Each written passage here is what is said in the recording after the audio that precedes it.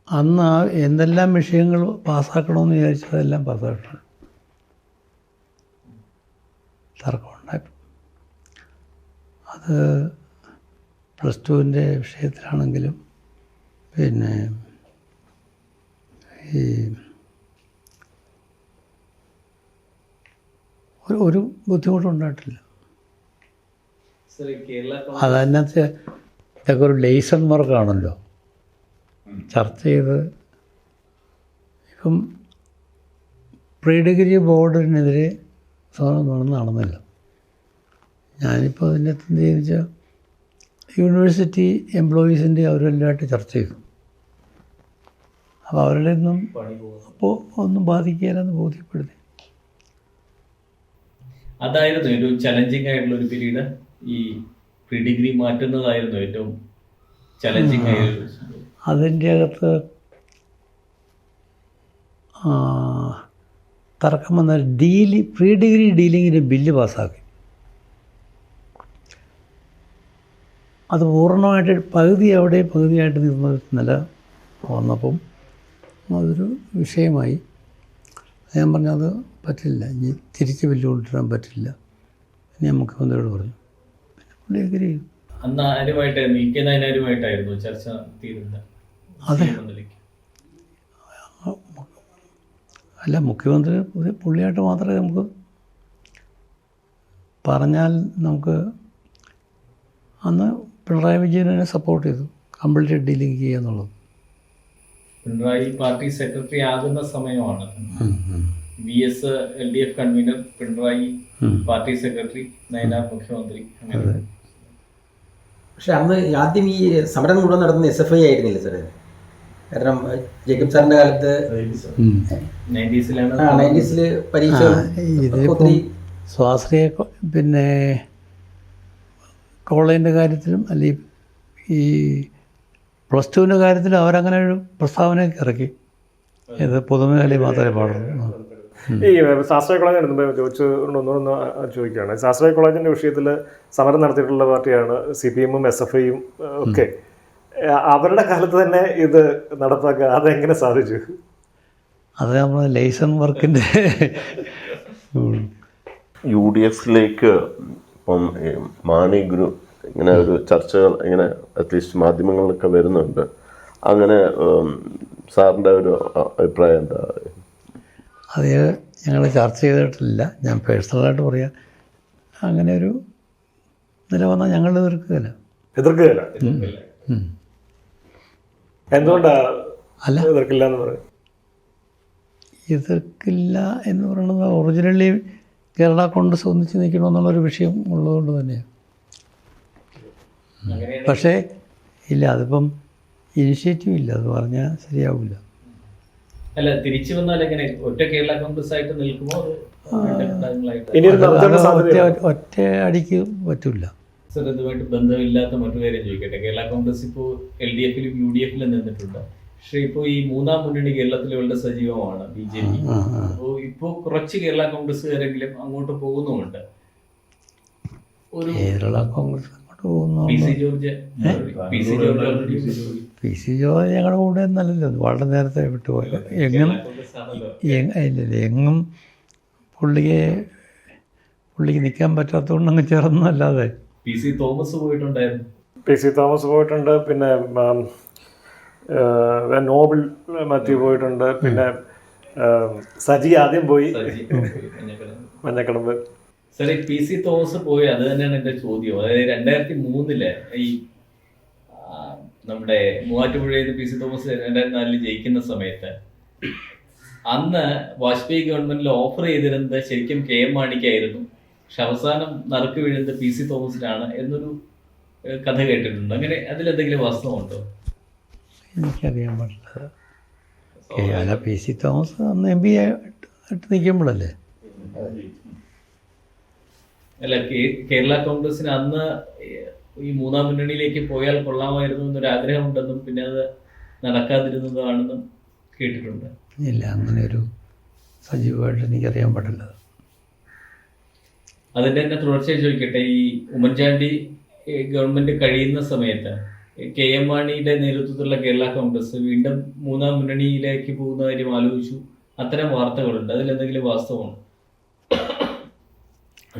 വാസ്തവമുണ്ടോ? അതെനിക്കൊരു അതിനെപ്പറ്റി നമുക്ക് ഇന്ന് തീർത്ത് പറയാൻ പറ്റില്ല. സാറിന് ഏതെങ്കിലും കാലത്ത് മൂന്നാം മുന്നണിയിൽ BJPയിൽ നിന്നൊരു ഓഫർ വന്നിട്ടുണ്ടോ? അതെപ്പോഴും അവരിങ്ങനെ ബന്ധപ്പെട്ടുകൊണ്ടിരിക്കുമല്ലോ. ബന്ധപ്പെട്ടിട്ടുണ്ട്. എപ്പോഴായിരുന്നു, എന്തായിരുന്നു ഓഫർ വന്നത്? അല്ല, ഓഫർ എന്നുള്ളതല്ല. അല്ല, ആരായിരുന്നു ചർച്ചയ്ക്ക് വന്നിട്ടുള്ളത്? അല്ല, അതിപ്പം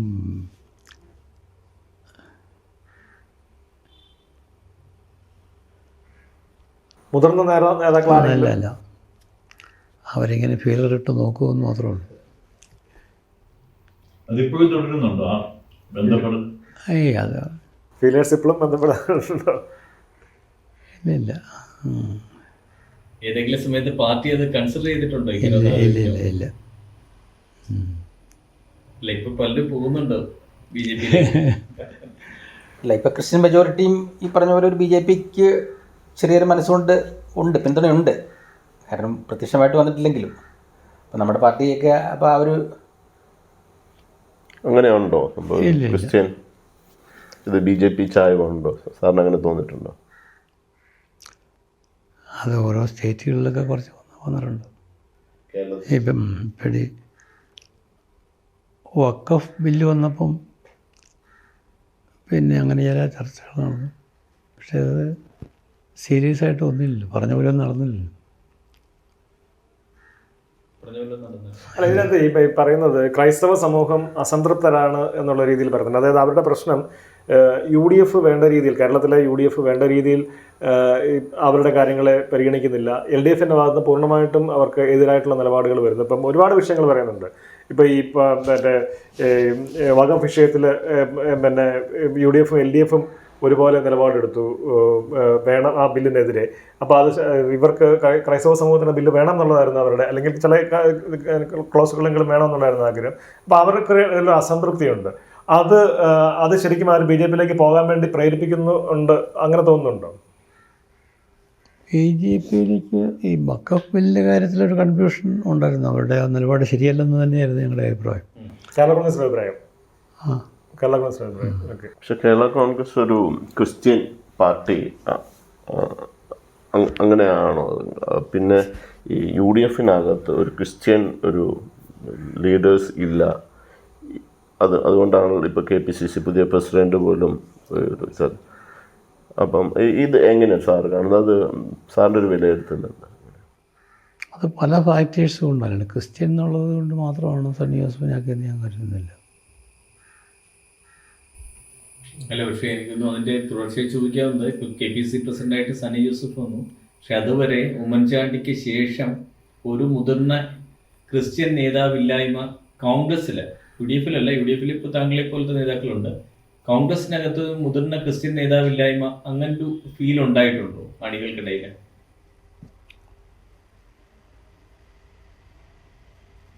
ക്രിസ്ത്യൻ നേതാവെന്ന് അതെ കോൺഗ്രസ് പാർട്ടിക്കകത്ത് എന്നൊക്കെ പറയാൻ പല ഫാക്ടേഴ്സ് തന്നെ ഘടകമായി വന്നിട്ടുണ്ട്. അതുപോലെ ഇപ്പോൾ ഈ കേരള കോൺഗ്രസ് തിരിച്ചു വന്ന് എതിർക്കില്ല എന്ന് പറഞ്ഞു. അപ്പോൾ ഈ രണ്ട് പാർട്ടിയായിട്ട് തന്നെ UDFിൽ തുടരണമെന്നുള്ളതാണോ? അങ്ങനെയാണോ കേരള കോൺഗ്രസ്? അല്ല, ഞാൻ ആ വിഷയം ചർച്ച ചെയ്യാൻ ആഗ്രഹിക്കുന്നില്ല. ചർച്ച ചെയ്ത വിഷയം സാർ, ഇപ്പോൾ അടുത്ത ഇലക്ഷൻ വരാൻ തുടങ്ങുകയാണ്. 2026 ഇലക്ഷൻ ഈ ഒരു 10 മാസം പോലും ഇല്ല. അപ്പോൾ എന്താണ് UDFിൻ്റെ ഒരു സാധ്യതകൾ എങ്ങനെയാണ് താങ്കൾ കാണുന്നത്? UDF ഒറ്റക്കെട്ടായിട്ട് നിന്നാൽ ജയിക്കും.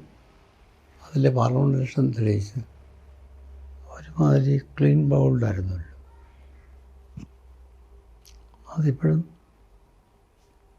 പിന്നെ സ്ഥാനാർത്ഥികളെ നിശ്ചയിക്കുന്നതിൻ്റെ അകത്തൊക്കെ ഉള്ള പ്രധാനപ്പെട്ട കാര്യങ്ങളുണ്ട്. പക്ഷെ അങ്ങനെ ഒറ്റക്കെട്ടാണോ ഇപ്പോൾ? ഒറ്റക്കെട്ടാകാൻ കഴിയും.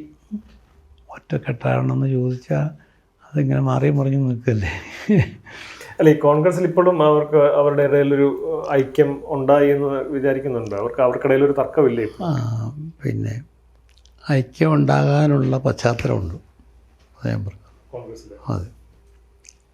നമ്മുടെ ഈ പൊതുസമൂഹം കാണുമ്പോഴേ ഈ മുൻപ് ഈ ഉമ്മൻചാണ്ടിയുടെ സമയം വരെ ഇപ്പൊ UDF ഒരു നേതാവെന്ന് പ്രൊജക്ട് ചെയ്യാനായിട്ട് ഒരു നേതാവ് ഉണ്ടായിരുന്നു, ഉമ്മൻചാണ്ടിയാണ്. ഇപ്പൊ ഉമ്മൻചാണ്ടിയുടെ കൂടെ ആര് മത്സരിച്ചാലും നമുക്കറിയാം ഉമ്മൻചാണ്ടിയാണ്, അല്ലെങ്കിൽ അതിന് മുന്നേ ആന്റണിയാണ്, ഈവൻ ചെന്നിത്തല എന്നപ്പോഴും ചെന്നിത്തല വരെയാണ്. പക്ഷെ ഇപ്പോ ഒരു 4-5 പേരുകൾ പറയുന്നുണ്ട്. അതൊരു കൺഫ്യൂഷൻ ഉണ്ടാക്കില്ലേ? ആ വിഷയം ചർച്ച ചെയ്യാൻ ആഗ്രഹിക്കുന്നില്ല. അല്ല, UDF നിലയ്ക്കൊക്കെ ഇല്ലില്ല, അതൊരു പാർട്ടിയുടെ ആഭ്യന്തര പ്രശ്നമൊന്നുമില്ല. അതിനെപ്പറ്റി കമൻറ്റ് പറയുന്നത് ശരിയാവില്ല. അല്ലല്ല, ഞാൻ ആ പാർട്ടിയുടെ കാര്യമേ അല്ല ചോദിച്ചത്, UDFന്റെ കാര്യം ചോദിച്ചത്. അല്ല, UDFൻ്റെ ആണെങ്കിലും അത് സമയമാകുമ്പോൾ ഉണ്ടാവും.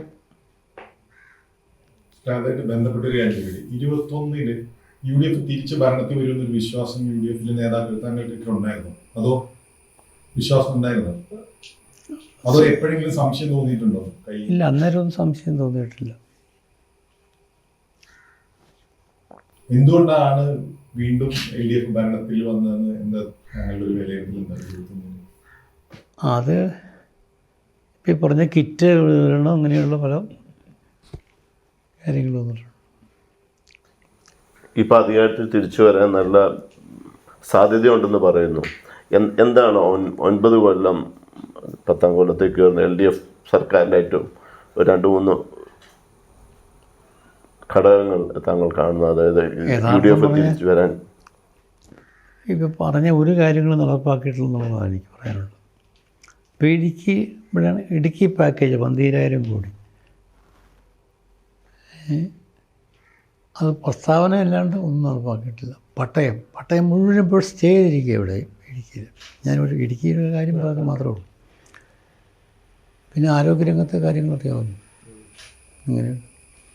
അതുകൊണ്ട് ഒത്തിരി നെഗറ്റീവ്സ് ഉള്ള ഒരു കാര്യമാണിപ്പോൾ. അത് ശരിക്കും ക്യാമ്പയിൻ നടത്തി ഉണ്ടായാൽ നടക്കും. ഓക്കെ. ഒരു ജനവിരുദ്ധത ഉണ്ട് അല്ലേ LDF സർക്കാരിന്? അത് നിലമ്പൂർ കണ്ടല്ലോ. ആന്റി ഇൻകംബൻസി ആണോ നിലമ്പൂര്? ആന്റി ഇൻകംബൻസി ആണോ? ഭരണവിരുദ്ധ വികാരമാണോ അവിടെ? ഒരു ഫാക്ടർ, ഒറ്റ കാര്യമാണെന്ന് പറയാൻ പറ്റില്ല. പക്ഷേ ഭരണവിരുദ്ധ വികാരം ഉണ്ട് നമ്മുടെ ഒരു വിലയിരുത്തൽ. അതെ, അപ്പൊ അത് കൃത്യമായി ഉപയോഗിക്കാൻ പറ്റിയാൽ UDFന് തിരിച്ചു വരാം. തീർച്ചയായിട്ടും അതിന് പറ്റുന്ന ഒരു സാഹചര്യം ഉണ്ടെന്നാണ് നമ്മുടെ വിലയിരുത്തൽ. യെസ്. ഒരു കാര്യം കൂടെ, ഈ അടുത്ത തെരഞ്ഞെടുപ്പ് ഇപ്പം 2026 അടുത്ത വർഷം നടക്കാൻ പോവുകയാണ്. അപ്പോൾ താങ്കൾ അടുത്ത തവണ മത്സരിക്കുന്നുണ്ടോ? എങ്ങനെ തീരുമാനിച്ചിട്ടില്ല. പാർട്ടിക്ക് പുതിയ നേതൃത്വം ഒക്കെ തയ്യാറാകുന്നുണ്ടെന്ന് അങ്ങനെ കേൾക്കുന്നുണ്ട്. നിങ്ങളുടെ മകന്റെ പേരൊക്കെ നല്ല ആക്റ്റീവായി ചർച്ചയിലുണ്ട്. അല്ല, നേതൃത്വം ഒരു കൂട്ടായ നേതൃത്വമാണല്ലോ. പാർട്ടിക്ക് ഒരു ചെയർമാൻ ഉണ്ട്. ചെയർമാൻ ഇല്ല, അത് ആ ലെവലിലേക്കൊന്നും ആലോചനയില്ല. ഈ കേരള ദേശീയത, ഞങ്ങളുടെയൊക്കെ ഓർമ്മയിൽ കേരള ദേശീയതയുടെ ഒരു വക്താവ് താങ്കളാണ്. താങ്കളുടെ ഇടയ്ക്ക് കെ വേണുവിനോടൊക്കെ അനുഭവം പോലും പ്രകടിപ്പിക്കുക, സ്റ്റോക്ക് എക്സ്ചേഞ്ച് സമരത്തിന് കെ വേണുവിനോട് ഒരു അനുഭവം പ്രകടിപ്പിക്കുകയൊക്കെ ചെയ്തു. അപ്പോൾ മുല്ലപ്പെരിയാർ വിഷയം ഇവിടെ മെയിൻ സ്ട്രീമിലേക്ക് കൊണ്ടുവന്ന് അതിൻ്റെ സെക്യൂരിറ്റിയുടെ പ്രശ്നം ഉയർത്തിയത് താങ്കളാണ്. അത് കഴിഞ്ഞ് 2018-ലെയും 2019-ലെയും വെള്ളപ്പൊക്കത്തിൻ്റെ സമയത്ത് മുല്ലപ്പെരിയാർ അതിജീവിച്ചു. അപ്പം അന്ന് അത്രയും വലിയൊരു ഇമോഷണൽ ഒരു ബ്ലാക്ക് മെയിലിംഗ് ഉള്ള ഒരു ക്യാമ്പയിൻ നടത്തിയത് തെറ്റായിപ്പോയി തോന്നിയിട്ടുണ്ട്. ഇല്ലില്ല, ആ അപകടം ഇപ്പോഴും നിൽക്കുകയാണല്ലോ. ഒരു എർത്ത് ക്വേക്ക് ഉണ്ടായാൽ, അതിവൃഷ്ടി വന്ന് ഡാം ഓവർഫ്ലോ ചെയ്താൽ ഇപ്പോഴും അപകടമുണ്ട്. അത് 100 കൊല്ലത്തിലൊരിക്കലും അവരെന്ന് പറയാൻ പറ്റില്ല. അന്ന് 99-ലെ വെള്ളപ്പൊക്കത്തിന് മൂന്നാർ ദൈവമുള്ള ആ ബെൽറ്റിൽ പെയ്ത മഴ മുല്ലപ്പെരിയാർ പെയ്താൽ, അതെ, പോയതാ ബാധിക്കില്ല. എൻ്റെ അതുപോലെ പിന്നെ ഈ ഒരു പ്രഭവ കേന്ദ്രം അതിനടുത്താണ് എർത്ത്. അതെ, അതുകൊണ്ട് എപ്പോഴും ഒരു അപകടമുണ്ട്. അത് ഉണ്ടാകുകയില്ല എന്ന് പറയാൻ പറ്റില്ല. അതുകൊണ്ട് തന്നെ സേഫല്ല, ഡാം സേഫല്ല. സർ, പക്ഷേ സാറ് ഹോം മിനിസ്റ്ററും വാട്ടർ റിസോഴ്സ് മിനിസ്റ്ററും ആയിരുന്ന ആളാണ്. ഈ 126 വർഷം പഴക്കമുള്ള ഒരു അണക്കെട്ട് സേഫ് അല്ല എന്ന് നമുക്കിപ്പോഴും കേന്ദ്ര ജല കമ്മീഷനെ ബോധ്യപ്പെടുത്താൻ പറ്റിയിട്ടില്ല. എന്തുകൊണ്ടായിരിക്കും അത്?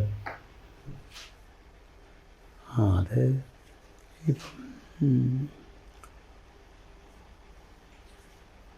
Dam safety bill പാസ്സായല്ലോ. ഒരു നിശ്ചിത പേരുടെ കൂടുതലുള്ള ഡാമുകൾ ഡീകമ്മീഷൻ ചെയ്യണമെന്നുള്ളത്. അത് ഡീകമ്മീഷൻ ചെയ്യണമെന്നുള്ള അതിൽ തന്നെ മുന്നോട്ട് പോകുന്നു. ഇത്രയും പഴക്കമുള്ള ഡാം. സാറിൻ്റെ ഒരു പാട്ട് കൂടെ കേട്ടാൽ അതല്ല പ്രശ്നം. കോവിഡ് വന്നതിന് ശേഷം എൻ്റെ സ്വരത്തിൻ്റെ സംസാരിക്കുമ്പോൾ നിങ്ങൾക്ക് അറിയാമല്ലോ, സ്വരം നല്ല പാട്ട് നിർത്തുക.